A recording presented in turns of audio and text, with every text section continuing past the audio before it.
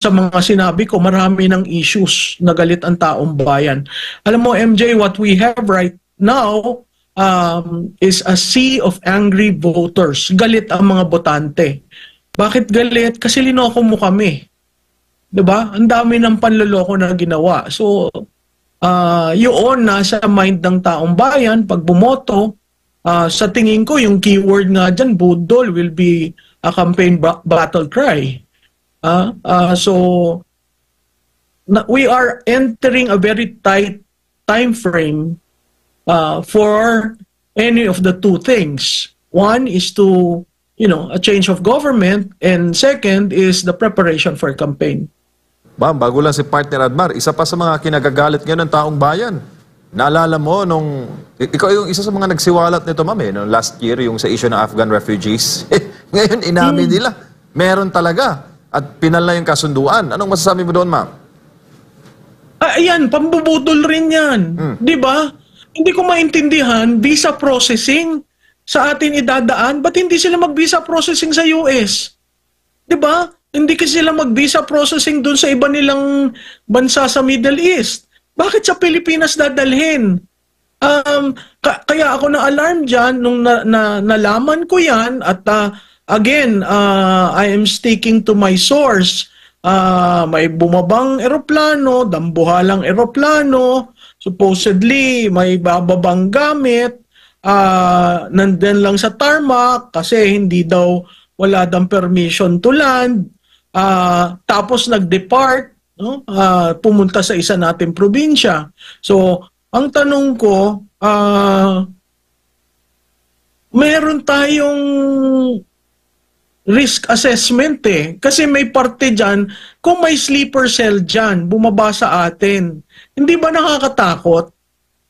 Hindi ko maintindihan sa gobyernong ito, bakit lahat na lamang ng hiningi ng Estados Unidos, pumapayag sila. Yun nga ang pangako na $500 million na pinapalakpakan ni Senate President at kung sino-sino mga leader. Kung titingnan nyo yan ay subject to the approval by the Congressional Committee of the United States Congress. Hindi yan diretso na kinumit, ibibigay. Hindi. May mga listahan yan ng conditionalities, ano ba ang ibibigay, yun na naman ba mga second-hand na gamit. Hindi natin makukuha yung cash. So hindi ko maintindihan bakit nagpapaloko si Pangulong Marcos dito sa Estados Unidos. Pero mong i-allow mo yan, hindi ko maintindihan kung visa processing. Later on, pag hindi sasabihin, magkaroon ng problema ng visa processing, housing muna, titigil muna dito. Wala akong problema dun sa nangyari ng Vietnam War, na may mga Vietnamese tayong sinalo dito sa Pilipinas at yan ay mga karamihan ay nasa Palawan, dahil hindi naman sila magugulong grupo. Itong Afghan, ito yung mga tumulong sa mga Amerikano Kung hanggang ngayon hindi pa nila na-process ang visa ng mga tumulong sa kanila, may problema sila. At yun ay hindi problema ng Pilipinas. Prof, magandang gabi. Okay? Itong ano bang meron dito sa Pilipinas na talagang ito ba'y nagpapatunay na BFF tayo, na pati tayo papayag tayo, kasi di ba pagpasok pa lang nila dito sa Pilipinas needed ng visa, di ba, sa atin, di ba, magbibigay tayo ng visa. Parang ang lumalabas, tayo okay lang na magbigay agad ng visa, pero ang US sasalain muna nila, parang hindi yata pantay. Doon sila sasalain nila, kaya dito muna habang nagpo-proseso. Pero tayo, mag-uubliga tayo na magbigay ng visa para makastay sila dito. Parang hindi yata tugma doon sa pantay. Kumbaga, si US, sasalain niya yung mga Afghan na nandito sa Pilipinas, tayo hindi natin sasalain kasi nga, papayagan muna natin dito bago sila makapunta ng Estados Unidos. Alam mo, problematic yan. What if hindi maaprubahan? Sasaluhin natin, 'di ba? Ang tanong ko, ba't hindi nila dalhin sa Japan? 'Di ba? Ang Japan BFF rin nila. Ang daming BFF dito, ba't Pilipinas ang pinili? At bakit bakit ang ating leader umuo kaagad? 'Di ba? Ang tagal na niyang dinideny, tapos ngayon lumabas totoo. So, kung hindi nag-aalangan ang ating Pangulo, siguro dapat ang DFA, kasi at that time, pinag-aawayan nila ng DFA at DND. What made them agree? 'Di ba? Tayo ba'y babayaran? Tayo ba'y may tulong na naman? I mean, 'di ba? Hindi 'yun ang hindi ko maintindihan kung anong pumasok sa kanilang isipan. Pero refugee ba may ituturing itong Afghan considering sila nagtatrabaho sa Estados Unidos? Hindi, kasi yan dapat yan yung bago magsara yung Afghanistan at mabalik sa mga Afghans yung kalaban, kinuha yan ng mga Amerikano kasi karamihan niya nagtrabaho sa kanila. So hindi natin problema ang ginawang desisyon ng Amerika, lalo na third party tayo third country tayo, hindi naman tayo okay na tumulong, pero alamin na muna natin sino ba yan tinatanggap natin, ano ang assurance na makakapasok yan sa Amerika. Tandaan nyo sa November election sa Amerika.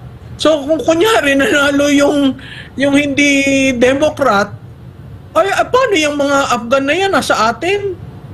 Mahirap naman nating itaboy. I mean, it's so intricate that hindi man lang inisip ng mga nagdesisyon paano ang Pilipinas dyan. Yun ang problema ko dito sa administrasyon na ito.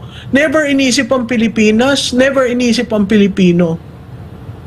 Pero nakikita mo rin ba, di ba sa mga border ng Amerika, kasi mahigpit din doon, di ba? Minsan may nakakatawid, pero meron silang parang campsite ba na doon pinapa-stay? Why not doon na lang ilagay kung habang nagpo-proseso? I-contain lang nila. Kung gusto nila talaga bantayan, doon na lang. Kasi kung nag-aasikaso sila sa kanilang mga visa, pag na-approve, didiretso na. 'Di ba? Hindi na sila maaabala, hindi pa sila makakaabala dito sa Pilipinas. At kung deny naman, pauwiin nila doon sa kung saan man galing. Considering sila, transaction naman nila 'yan. Bakit idadaan dito sa parang call center tayo, idadaan pa dito sa Pilipinas na sa kanila naman 'yan, transaction naman nila 'yan. Pahirapan nga yung pagkuha ng visa ng mga Pilipino para diyan sa Estados Unidos, yet dito ilalagay, parang hindi yata nagtutugma nga. Pwede naman nilang idiretso agad doon na at least hindi na mahihirapan din yung kanilang mga nagtrabaho din sa kanila. Oo, at saka alam mo, Admar, tama ka nanggaling sila sa Afghan, dadalhin sila sa Pilipinas, ba't hindi nalang dalhin diretso sa Amerika? At doon sa holding facility nila, pwedeng doon, 'di ba? At kung magkaroon ng problema at hindi makapasok sa kanila, problema nila 'yon. Tama. Kasi ako ang worry ko diyan, may maiwan na 10 na may pamilya, anong gagawin ng Pilipinas? Tayo pa ngayon ang lalabas na masama dahil ayaw natin silang bigyan ng spasyo sa atin. Ang sunod na tanong diyan, paano ang pagkain nila, yung wherewithal ng isang tao para maging maayos ang kanilang buhay habang nandito sa atin. Ang sabi nila, sandali lang yan. I doubt very much na sandali lang yan. Kasi kung sandali lang yan, mas mabilis sa Amerika. Dalhin nyo diretso sa Amerika, ma-process, they're part of the American society. Dito sa atin, dadalhin mo dito, ang layo ng Afghanistan sa Pilipinas, ipoprocess mo dito, i-contain mo dito, tapos isa-isa mo siyang palalabasin sa Amerika. What if the policy of the US changes?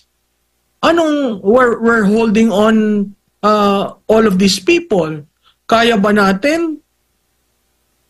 Nabanggit dito sa statement ng US State Department, sa pamamagitan ng Office of the Spokesperson. Sabi dito, the US government is supporting necessary services for those Afghans temporarily in the Philippines, including food, housing, security, medical, transportation to complete visa processing.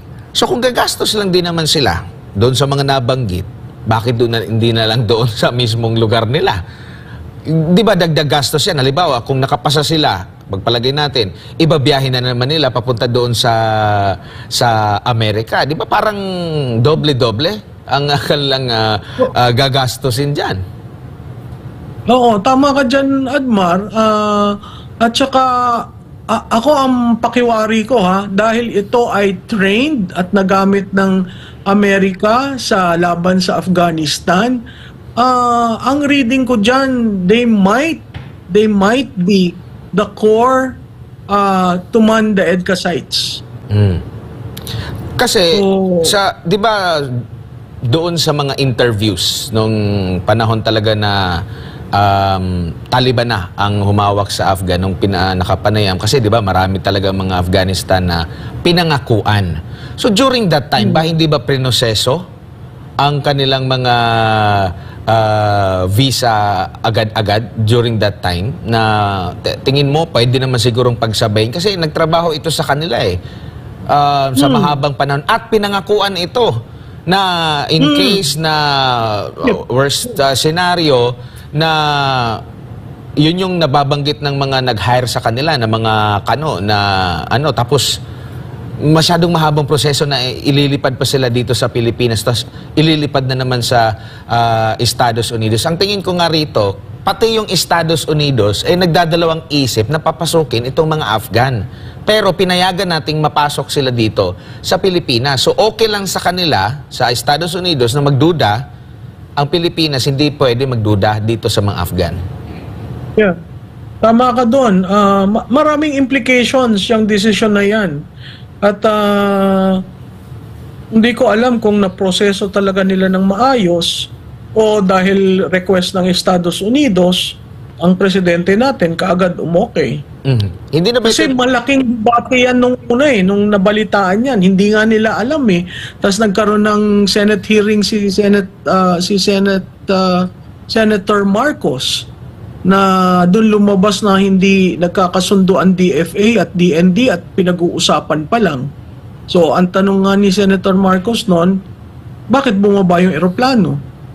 Oo nga, di ba? Kahit nga sila hindi alam. So, ibig sabihin ba kung eroplano ba ng Pilipinas, halimbawa, yung jet na gamit-gamit ni pwede lang lumapag doon, o yung mga eroplano natin ng mga military, pwede lang tayo lumapag doon sa Amerika at sabihin, uy, kayo, pumunta kayo sa Pilipinas, hindi nga nagkasundo kung ang mga doon, mga ahensya, pero pinayagan kayo, so pwede rin namin gawin yan sa Amerika? Eh, baka